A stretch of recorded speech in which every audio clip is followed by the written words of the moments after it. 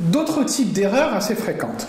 Une erreur consiste à passer trop vite sur les sujets. Vous avez préparé des sujets, des thèmes personnels que vous avez envie de développer, des réalisations, un job, un stage, une animation de colonie, un beau voyage, une action humanitaire, une victoire en sport ou une défaite en l'occurrence. Mais vous passez trop vite, vous l'avez mal préparé et vous ne vous en servez pas comme vous devriez. Parfois aussi, c'est un peu plus subtil, vous mélangez deux sujets dans la même phrase.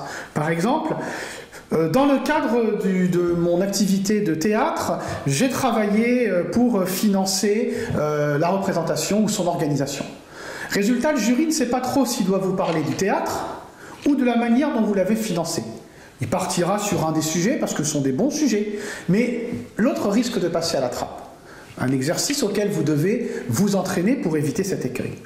A l'inverse, une grande spécialité de certains candidats, c'est de parler tout le temps d'un même sujet. Alors pourquoi pas? Vous pouvez parler une fois, deux fois, peut-être trois fois d'un même sujet. Il n'y a évidemment pas de science exacte ou de nombre officiel. Mais parfois le jury se lasse, parfois le jury vous le laisse entendre. Il faut écouter le jury. Et quand vous sentez que le sujet était un peu trop utilisé, passez à autre chose. Autre erreur qui agace les membres du jury, moi en tout cas j'avoue que ça m'agace, c'est de parler un peu trop de votre scolarité. Notamment le lycée ou la prépa.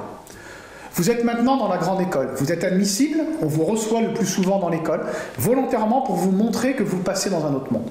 Si on vous parle d'un échec, évitez de parler de votre deuxième langue.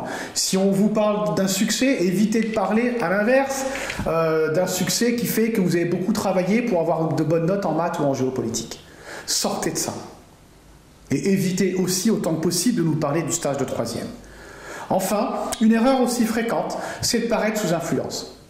Vous pouvez parler de vos parents, une fois. Vous pouvez parler d'un ami qui vous a aidé, une fois. Mais on a un certain nombre de candidats qui, systématiquement, expliquent qu'un tel leur a dit que, une telle leur a expliqué que, machin leur a conseillé autre chose.